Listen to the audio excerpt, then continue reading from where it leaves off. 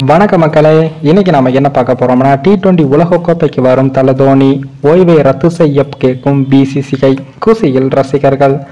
அதாவது IPL cricket தொடரில் 42 வயதான மகேந்திர சிங் தோனி அவர்கள் தொடர்ந்து பட்டையை கிளப்பி வருவது ரசிகர்களை உற்சாகத்தில் ஆழ்த்தியுள்ளது.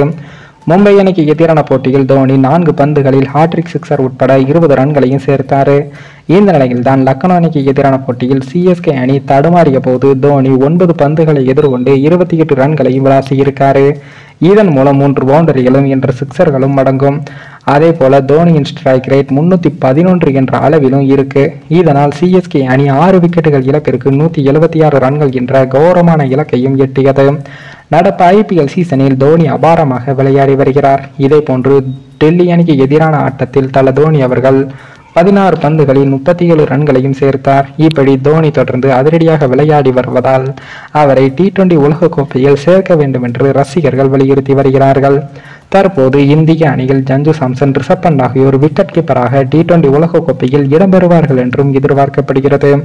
இந்த நிலையில் தான் தோனி போன்ற ஒரு அனுபவ வீரர் இந்திய அணியில் நிச்சயம் இருந்தால் இந்தியா T20 உலகக்கோப்பையை வெல்லும் என்று ரசிகர்கள் நம்பிக்கையை தெரிவித்துள்ளார்கள். இந்த நிலையில் தான் இது குறித்து ஏற்கனவே ரோஹித் சர்மாவும் கருத்து தெரிவித்திருந்தார் என்பதும் குறிப்பிடத்தக்கது. இந்திய அணியின் கேப்டன் ரோஹித் சர்மா அவர்கள் மும்பை இந்தியன்ஸ் அணிக்கு எதிரான ஆட்டத்தில் அபாரமாக விளையாடியிருந்தார். அவருடைய ஆட்டம் போட்டியில் பெரிய தாக்கத்தையும் ஏற்படுத்தி இருந்தது.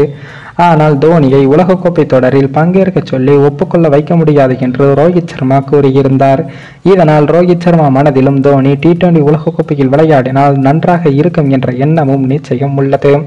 இந்த நிலையில் தான் உலகக்கோப்பை இந்திய அணி வென்று பல ஆண்டுகள் ஆகிறது. இதனால் T20 உலகக்கோப்பையை எப்படியாவது வெல்ல வைக்க வேண்டும் என்பதால் BCCI தோனியிடம் பேசி T20 உலகக்கோப்பைக்கு வர வைக்கலாம் என்ற பேச்சுக்களும் அடிபடுகிறது. அப்படி நடந்தால் நிச்சயம் அதைவிட பெரிய மகிழ்ச்சியான செய்தி வேறு எதுவும் இல்லை. ஆனால் தோனி இளம் வீரர்களுக்கு வாய்ப்பு கொடுக்கத்தான் முடிவு எடுப்பார் என்பதும் குறிப்பிடத்தக்கது.